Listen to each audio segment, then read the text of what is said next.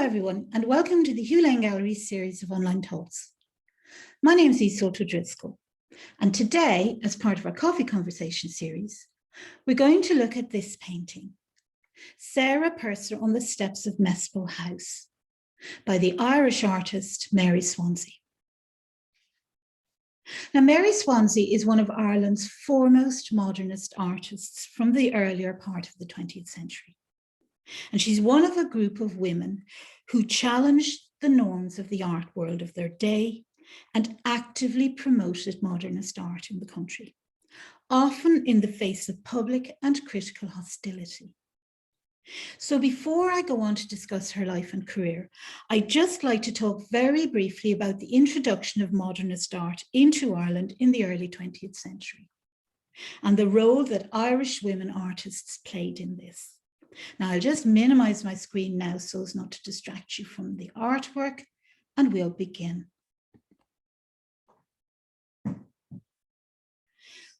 Modernist art was slow to become acceptable in Ireland. In the first place, the country's relatively isolated position on the edge of Europe meant that initially, at least, it tended to lag behind the rest of the continent artistically. During the 19th century, Irish artists generally went abroad to pursue their careers, especially to France as the century went on. Now, by the beginning of the 20th century, Paris was home to some of the most radical modern art movements: post-impressionism, cubism, fauvism, all of which challenged artistic conventions that had been in place since the Renaissance. However, even though Paris was at the forefront of new artistic ideas, not everyone there embraced them. Several of the art schools popular with Irish students promoted conservative academic practices of drawing and modelling. And many of the artists returning to work in Ireland painted in a sort of modified traditional style and tended to reject newer ideas. Several of them, most notably William Orpen, taught in the Dublin Metropolitan School, which was the main centre for art education in the country. And they were to be hugely influential on the style which dominated the work of Irish painters in the early years of the new state. Now, secondly, the Irish Free State itself had a conservative ethos. Rather than seeking inspiration from abroad, its leaders preferred to look back to the country's rural Catholic roots to define its national identity. Many artists, male for the most part, followed this line. Also, several, Maurice McGonigal, for example, had also fought in the War of Independence and were happy to promote the idea of a strong nationalist art. And painters like Sean Keating and Charles Lamb produced works such as these ones in the Lane collection, which presented a view of Irish people rooted in the rural tradition of the land. For the most part, they adopted a conservative realist style. They were uninterested in what was coming out of France and rejected most new ideas. And this view was shared by the state's socially and culturally conservative new government. They distrusted artistic modernism. Maybe they suspected it of having socialist connotations. Furthermore, an academic realist style was easier to understand, and for that reason, more suitable for communicating ideas to the general public. Now, this attitude was reflected in the RHA, which championed conservative realist art at its annual exhibitions. As a result, it was largely left to women artists to take up the cause of modernism in Ireland. Now, women artists made an extremely important contribution to the development of art in Ireland, and many were at the forefront of efforts to challenge the reactionary artistic environment of the time. Generally, they tended to be less culturally constrained and were, for the most part, happy to experiment with their work. And they also embraced the idea that artists should reflect the spirit of their times. They campaigned against the conservatism of official bodies like the RHA and were instrumental in organising challenges to it. For example, mounting exhibitions for the work of modernist painters, which had been rejected for the Academy's annual shows. Many well-known Irish women artists in the period championed the modernist cause. Most of them had studied in France, where they came into contact with the radical anti-academic ideas that held sway there. Now, Paris was a far more congenial and cosmopolitan place than Dublin for women seeking serious academic artistic education. Teachers there were generally willing to provide training to women along similar lines to men, unlike at home, where, for example, for a long time, they were barred from attending life classes. Now, as a result, these women artists tended to look abroad for ideas, and their work acted as a counterbalance to the conservative academic art being championed by the state.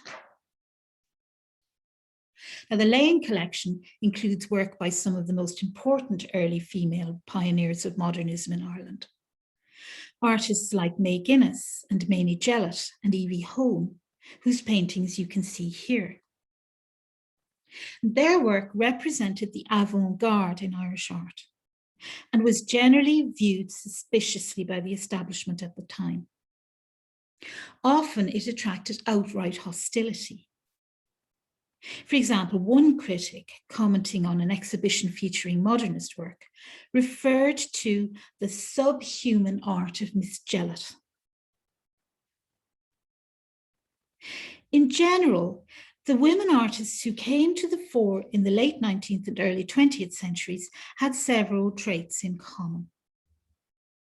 For the most part, they tended to come from well-off professional families who could afford to support them while they pursued academic training. And being of independent means also meant that they were less concerned with pleasing the public, as they didn't have to rely on selling their work to make a living. Generally, they remained single, and almost none of them had children. They were independently minded and willing to ignore convention in pursuit of their artistic interests and goals. And many of them were formidable champions of modernist art in Ireland. Now, this brings us on to Mary Swanzy herself. Here's a photo of her as a young woman, and beside it, one of her in old age in the 1970s. Now, as you can see, she had a very long life. She was 96 when she died. And this is despite the fact that she suffered from serious ill health as a child. So much so that for a time she wasn't expected to survive. Now, Mary Swanzy very much fits the profile of the women artists that I mentioned above. She came from a prosperous Anglo-Irish family and was born in Dublin in 1882. Her father was a well-known ophthalmic surgeon in the city, while her mother was descended from John Knox, the 16th century founder of the Scottish Presbyterian Church. When she was 15, she was sent to school, first in Versailles and then in Freiburg, where she learned to speak French and German. Her family supported her ambition to become a painter. She took lessons in the studio of the artist May Manning, where she was sometimes taught by John Butler Yeats, the father of the more famous Jack B. Yeats. And she also studied sculpture at the Dublin Metropolitan School. She mastered an academic style which is reflected in her earlier work. For example, this portrait of her father, which she showed at the RHA in 1905. You can see that it's formal and Rembrandtesque in the conventional format of portraits for the time. And in fact, it was highly praised at the RHA. Her parents were very pleased. Her father wanted her to become a portrait painter, presumably because this was an acceptable occupation for a woman in Dublin at the time. Then, like so many other Irish artists before her, Mary Swanzy travelled to Paris to further her studies. Here she attended the classes at Collarossi's school and worked in the studio of the portrait painter Antonio della Gandara. Now, it seems she was a very diligent student and didn't really take part in the bohemian cafe life that Paris was famous for. Now, at 23, she was probably older than many of the other students, and in any event, she was reputed to be quite strict and straight-laced. Even so, by now she was exercising an independent streak. For example, she took drawing classes in Paris, where she practiced extensively in front of both male and female nude models. Now, this was quite progressive and daring for a woman at the time. In Paris, Mary Swanzy came into contact with modern art for the first time, where she literally witnessed the birth of some of its most radical movements: cubism, fauvism, futurism, and then surrealism. She got to know Gertrude Stein and attended her soirees, where she was able to see at first hand the paintings of artists like Picasso, Gauguin, and Matisse. In fact, she even met Picasso, it seems. Their art was to be highly influential for her. As she absorbed these modernist ideas and went on to incorporate them into her own work at different times over the course of her career. Now, the impact of these avant-garde influences on Mary Swanzy's work quickly became evident when she returned to Dublin. Here's a portrait of her sister Muriel from 1907. And you can see that it's lighter and less formal than the earlier one of her father. More significantly, however, while the sitter's face is conventionally painted, the rest of the picture almost dissolves into a grid of crosshatches in pure colour, suggesting the influence of Cézanne, whose work she had seen in Paris. Swanzy was among the earliest adopters of his style in Ireland. Now, after her return from Paris, she continued to work as a portrait painter in Dublin and exhibited at the annual RHA exhibitions. She also worked for a while as an illustrator to supplement her income. Mary Swanzy had limited success as a painter at this time, mainly because her increasingly loose post-impressionist style didn't really appeal to a conservative Irish public. She had a one-woman show in 1913, which received mixed reviews. However, Sarah Purser praised it. They were firm friends by this stage. Now, while Mary Swanzy absorbed the avant-garde influences that she had encountered in France, she never definitively adopted a single signature style, but instead painted in a series of different ones over time, reflecting the various movements like cubism and fauvism that she encountered. It's difficult to trace the exact evolution of her style, as she generally didn't date her work. However, her art went through many changes over the course of her career, moving from post-impressionist hatching in the manner of Cézanne to cubist fragmentation, and then later on to dreamlike surrealism, often long after first encountering the particular artistic influence. Now, it's at around the beginning of the First World War that Swanzy's abstract cubist style works first began to appear. While Mamie Jellett is generally accepted as having introduced cubism into Ireland, in fact, Mary Swanzy produced work in this style some years before her. Here's her poupée japonaise, or Japanese doll, on the left, painted sometime between 1914 and 1918. And this predates Jellett's decoration from 1923 beside it. And as such, it may be that the first cubist painting by an Irish artist, the flat, fragmented, colourful planes recall Robert Delaunay's Orphic cubism. Now, unlike the work of Jellett and other abstract painters, however, Swanzy's art always retained an element of narrative or representation. So in effect, there's a tension between the two styles. In La Poupée Japonaise, for instance, the central figure, while very stylized, remains clearly identifiable. But the surrounding curving lines and layers of colourful planes and shafts reinforce the abstract elements. You can see the same effect in the portrait of her sister that I showed you earlier, the naturalistic face and hatched background patterns, which are abstract. Both Swanzy's parents died within a short period of one another, which left her adrift, but financially secure. As a result, she was free to experiment with her art and pursue her own interests. She travelled to the south of France and Italy to paint. Then she decided to go further afield. First, she visited the Balkans and Czechoslovakia in the early 1920s to stay with her sister, who was engaged in relief work.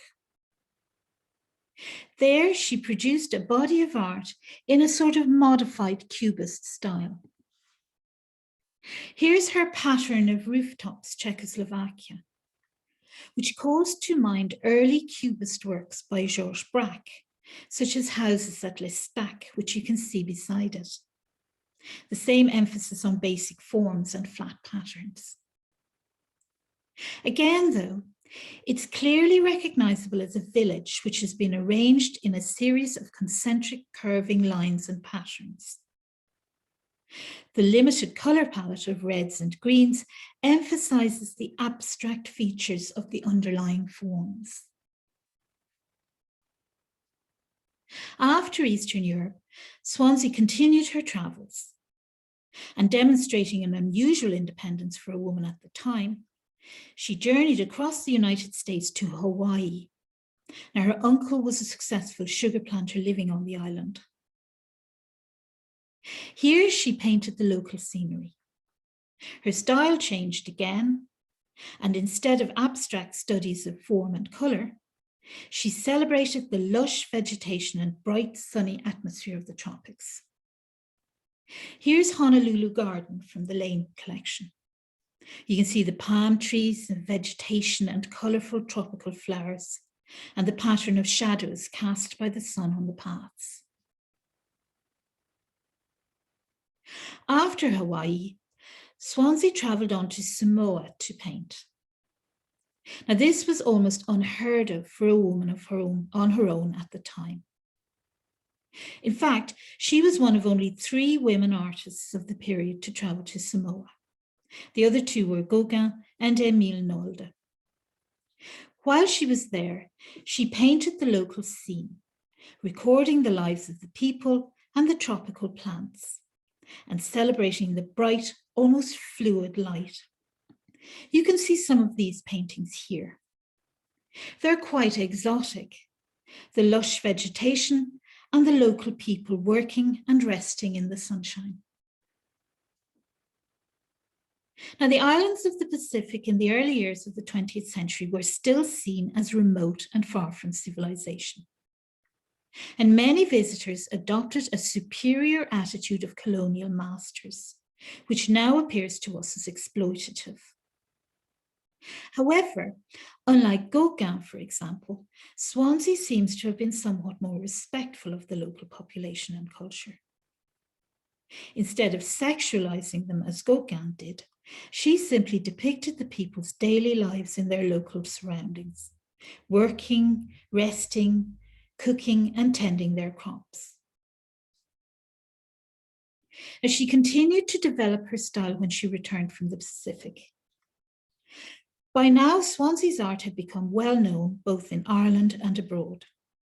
She showed her work in London and in Paris, where she was elected to the committee of the Salon des Indépendants in 1920.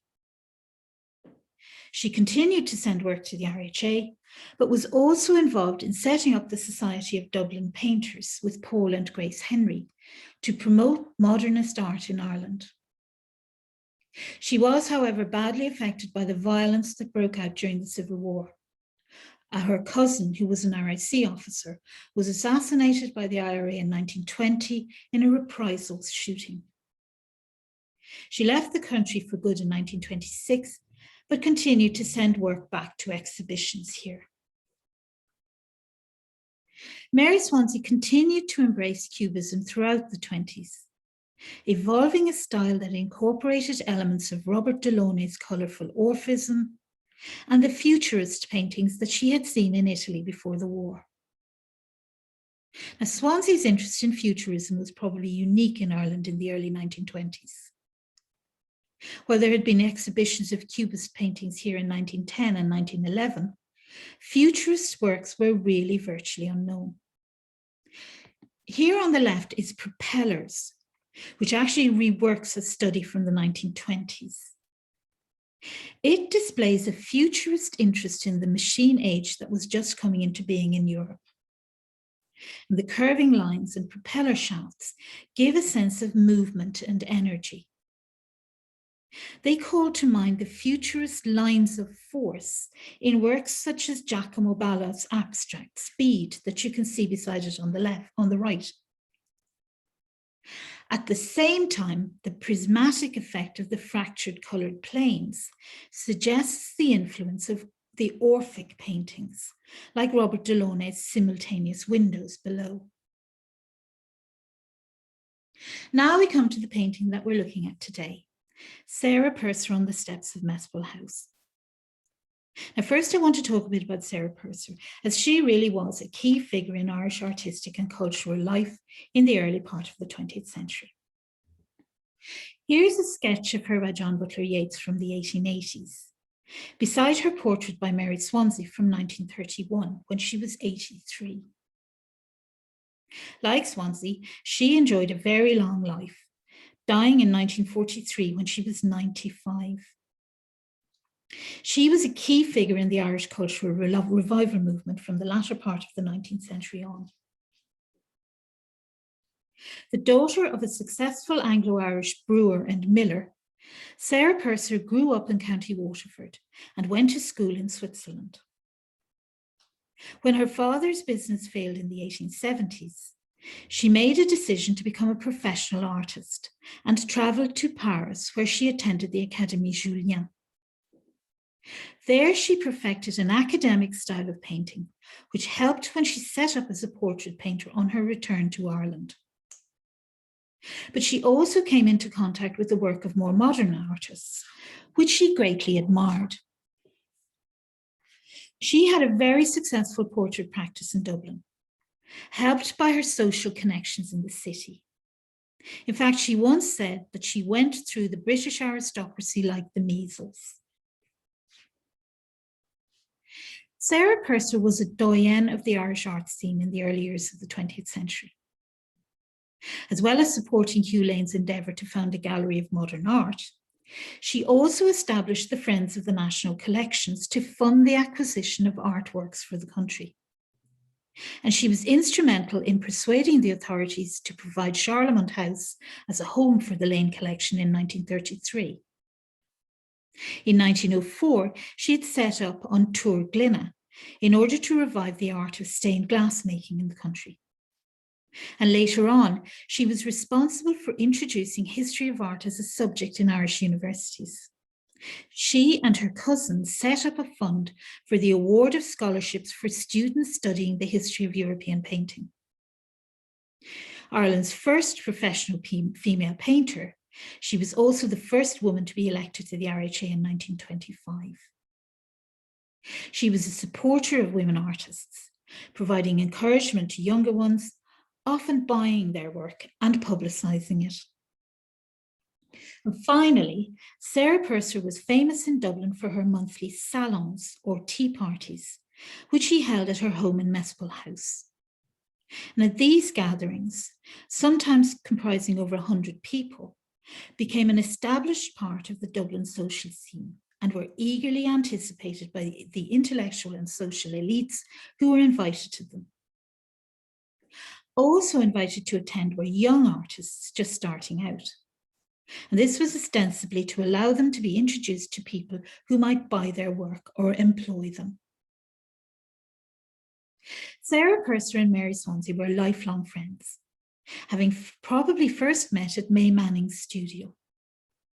Purser favourably reviewed Swanzy's first individual exhibition in 1913, providing welcome publicity, and Mary would have been a regular visit to the monthly parties in Mespil House when she was in Ireland. In 1932, Sarah Purser organised an exhibition of Mary Swanzy's paintings in Mespil House, which may have prompted this work.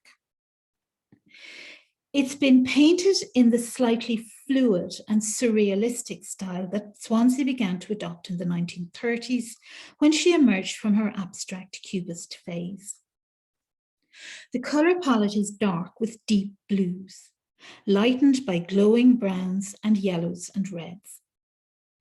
It looks like a night scene, with warm yellow light shining from the windows and through the front door, allowing glimpses of the interior beyond.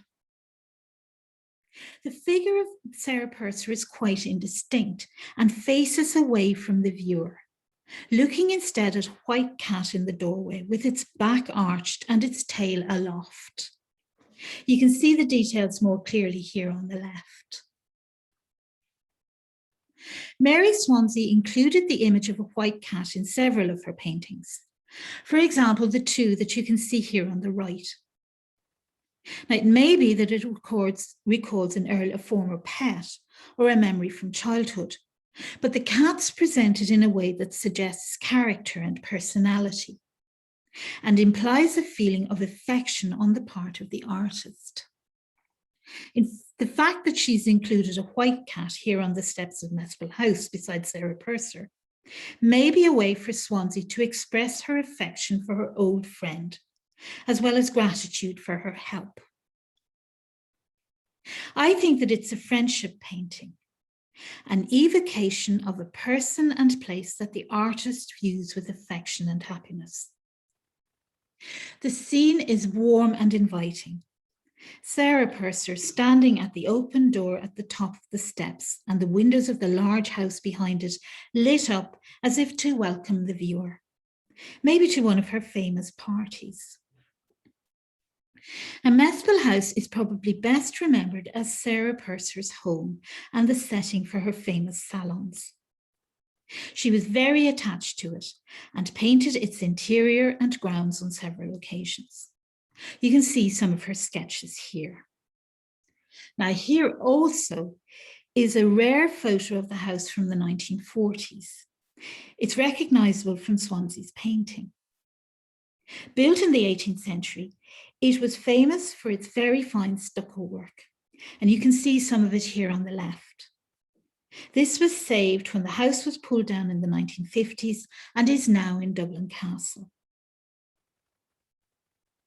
Now, in the 1930s and 40s, Mary Swanzy's work gradually became darker and more surrealist in style. Its subject matter was often macabre and sinister, incorporating allegories of destruction and violence. And this may have been in response to the Second World War and the destruction that she witnessed in London during the Blitz. This painting, called Revolution from 1942, has an air of intensity and violence, with its surging crowd of grotesque, angry figures and their expressions of panic or horror. Now, because of the Blitz, Swanzy moved back to Dublin to live with her sister, returning to London when the war was over. After the war, her work retained its surrealist air, but began dealing with more universal themes, sometimes with religious references. Here's her painting, The Message, from the Lane collection. Painted in 1947, it depicts a rocky landscape with ruined buildings, maybe ravaged by the war. In fact, it's a nativity scene with a Madonna and child in the pose of a Pieta, and a group of shepherds with their flock pointing to a star in the sky. Nativity scenes are generally viewed as messages of hope, So this might be a similar expression of hope for renewal and recovery amid the chaos of the aftermath of the Second World War. Swanzy's later works are more lyrical and personal, and many of them have a dreamlike quality.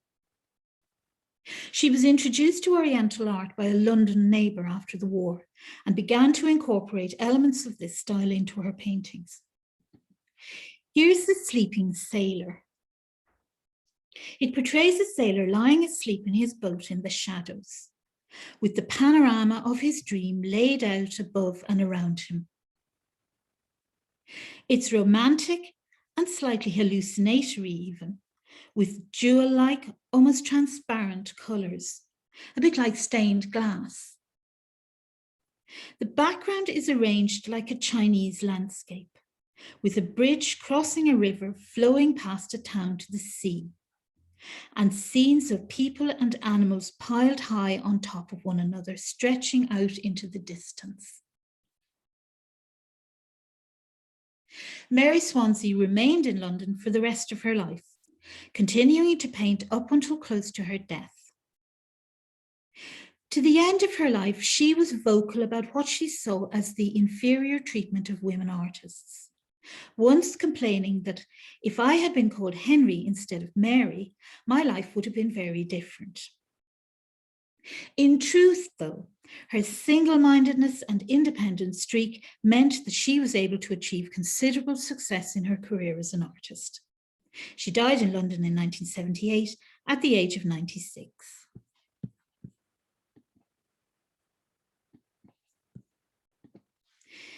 So there you have the story of Mary Swanzy, one of Ireland's first modernist painters, and what I think is a very interesting and personal example of her work. I hope you'll be able to come to the gallery, visit the gallery again soon, and maybe even see this painting and decide what you think of it. Thank you very much for listening to me, and I hope you found it interesting.